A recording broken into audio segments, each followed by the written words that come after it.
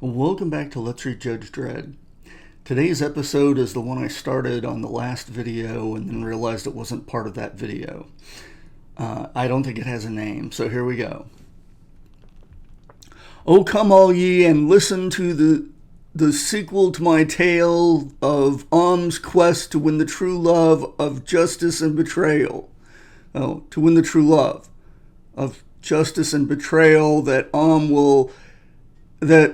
you'll know as Buggo, a painter of some skill, who called the chariot of the gods to help him to make the kill. Blang. To slay his foe and win the maid, Uglika, fair of feature with beetle's blood and scent of pest, was quite a quite delightful creature. Most odd behavior.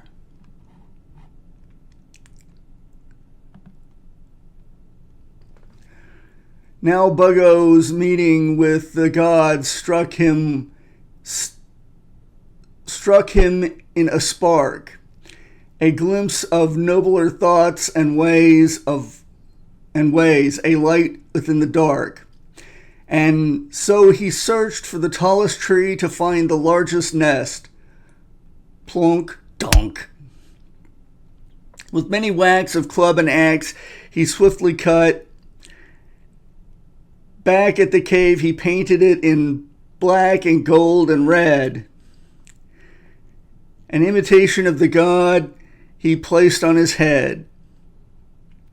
I had a dream, he told the clan, a vision of a society where and can live in peace, with justice and prosperity, where no may touch another's spouse or eat another's dinner. We'll make some laws, we'll do some do's and don'ts, and punish any sinner.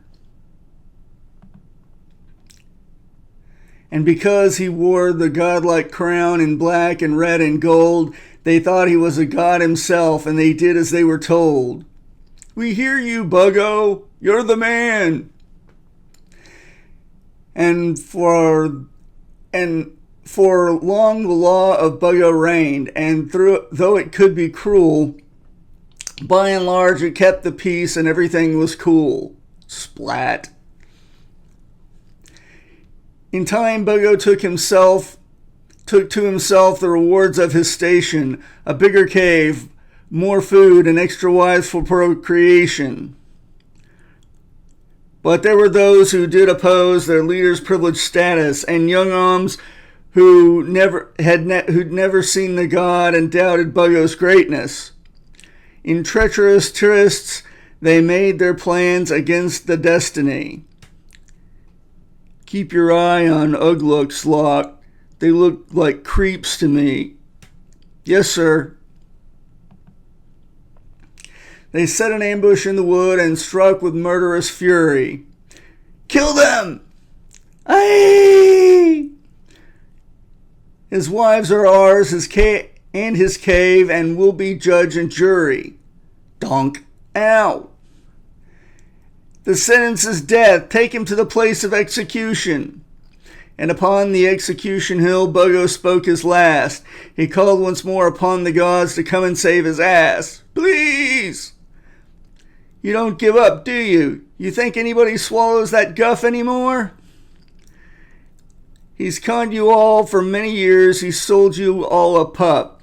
There was no god, no chariot. Buggo made it up. Aye, look! The chariot of the gods has returned. Buggo has summoned it. Flee! Swiftly down the chariot came, till Ugluk and his crew were roasted in the venging flame. Adieu, Ugluk, adieu. Aye, run!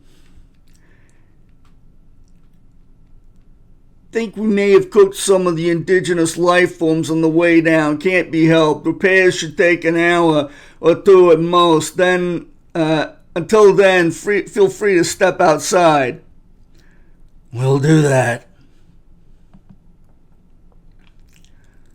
I was here once about 20 years ago. The hunt for the Judge Child. You must have made quite an impression.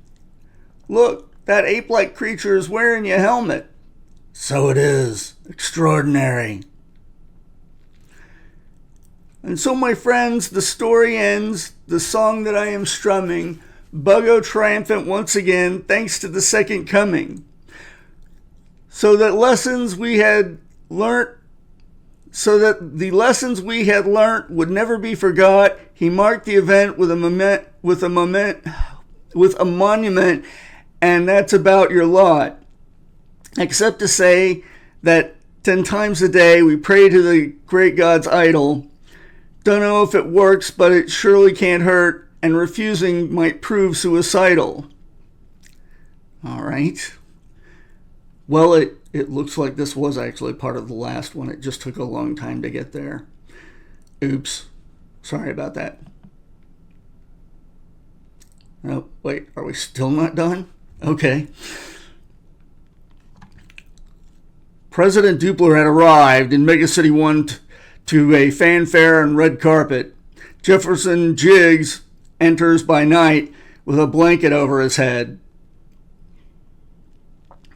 At the Grand Hall Med Bay, a meeting with the clone double he has never seen before. Who'd have believed it? Me and the president of the EEE, the same? Not quite the same. Dupler's brain dead. You're not. Though the trouble you gave me getting here, you've got to wonder.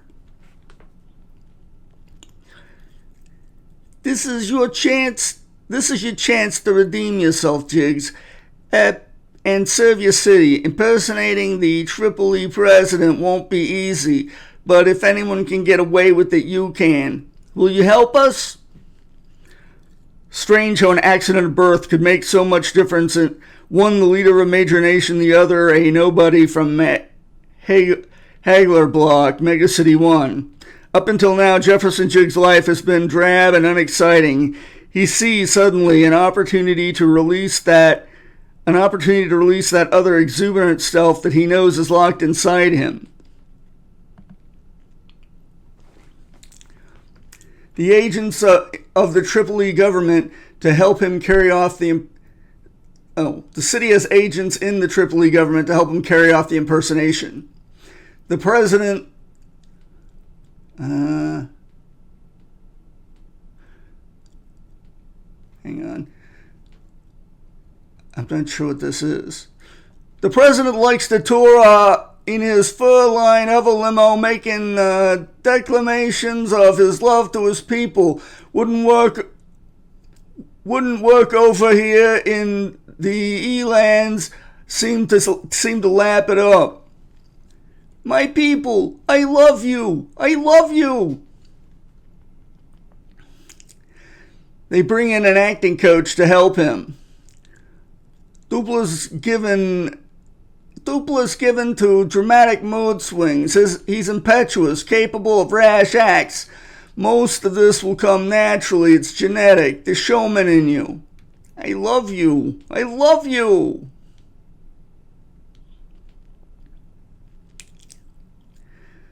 The makeup experts do their work. A childhood accident in about a week. This will look like old scar tissue. Not bad. Not bad at all. My people, great news. I have this day signed a new and even more advantageous trade deal with Mega City 1. The voice is perfect, of course. The accent is just about passable. We'll never teach him to speak any of the Tripoli languages like a native, though. Then best avoided. We'll use the head injury. He's completely lost his ability to speak Tripoli. It happens. And come the hour. And finally, thanks to this city, this wonderful, generous city, for the special care and that you have shown me. Rest assured, Leonid Dupler will not forget your kindness.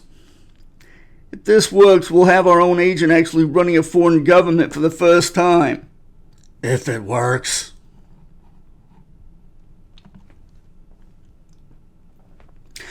Jiggs takes to the role as if it was rightly his, which in a way it is. My people, we have been parted for too long. Your mistress of state, Mr. President. Leo! Speak English, ladies. Remember the president's injuries. Oh, Leo, you must have suffered. I've missed you too, my angels. I've been looking forward to getting reacquainted, I must say.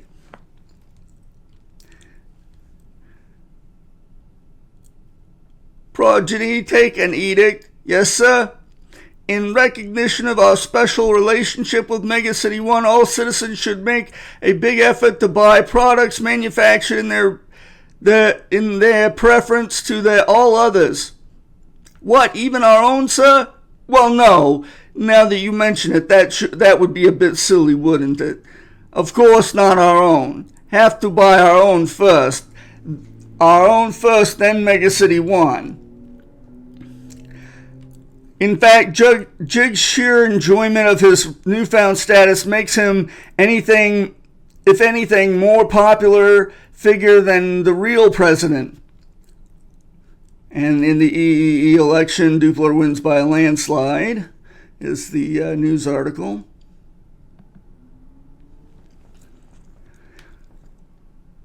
Message from our friends in Megacity 1, sir. They're unhappy that you've granted Hondo City favored trading status. They feel that advantage should be reserved for them alone. Oh, they do they? They asked me to remind you who you're working for. Oh, they do they? The impertinence. Do they think they can push me around like a nobody? Do they know who I am? I think they have a fairly good idea, sir. Please keep your voice down. I am the elect president of an independent nation, and I take orders from no one. They've had things that way for too long. Well, let me tell you, things are going to change. They're not going to have Leonid Dupla push around anymore. Oh dear. It's all gone to his head, I'm afraid. He's threatening to revoke the trade deal. If he's not stopped, he'll undo all our good work. Jeans will out. He could never resist playing the crowd. Figured something like this might happen. You never approved of this operation, did you? I thought it was ill-advised. You have to make your own mistakes, I guess. I disagree. It was a mistake. Still, at the moment, we're still ahead. Let's keep it that way. Here's your chance to pull the plug. They target the raid on the president's mountain retreat. The raiding party is disguised in costumes of the Hondo City Terror Alliance. We only want this scum Dupla. He who deals with our sworn enemies. Just couldn't behave yourself for 5 minutes, could you, Jiggs? You had it made here, but you had to throw it all away. You dare! I'm the president of the Triple E. No, Jiggs. That's the president of the Triple E. You're the scumbag who didn't know when he had it good. Now get off your clothes. We're doing a switch.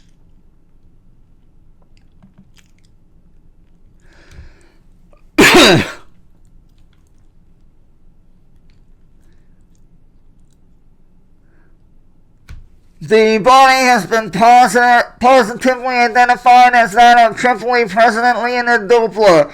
Under President Klebs tonight broke diplomatic relations with Honda City and pledged the country's renewed loyalty to Megacity 1. All's well that ends well, I suppose. Until the next crisis. Never any shortage of them. We used a powerful hypnogenic to erase all memory of recent events from Jig's brain. Better that he never knows. Hey, Jigsy, where you been? That judge must have got you, huh? Jiggs, what What did you do? Huh? Jiggs, what did you do? Jaywalk. That's what they said. Gave me 90 days. I can't remember it. I must have done it. Jaywalk, you wicked, wicked man. And so it was that Jefferson Jiggs returns to his apartment. Returns to his own drab, unaware... So it is that Jefferson Jiggs returns to his own drab life, unaware of the bizarre events that he has participated in, and greatness that was within his grasp. I gotta calm myself with a spotted juggling. Yes, that always does the trick. The hoops dropped one. Story of my life. Funny little ska there. I don't remember that. All right. Well, that's the end of today's episode, and that's the end of today's book. So next time we'll pick up with a new book. Until then, thanks for watching.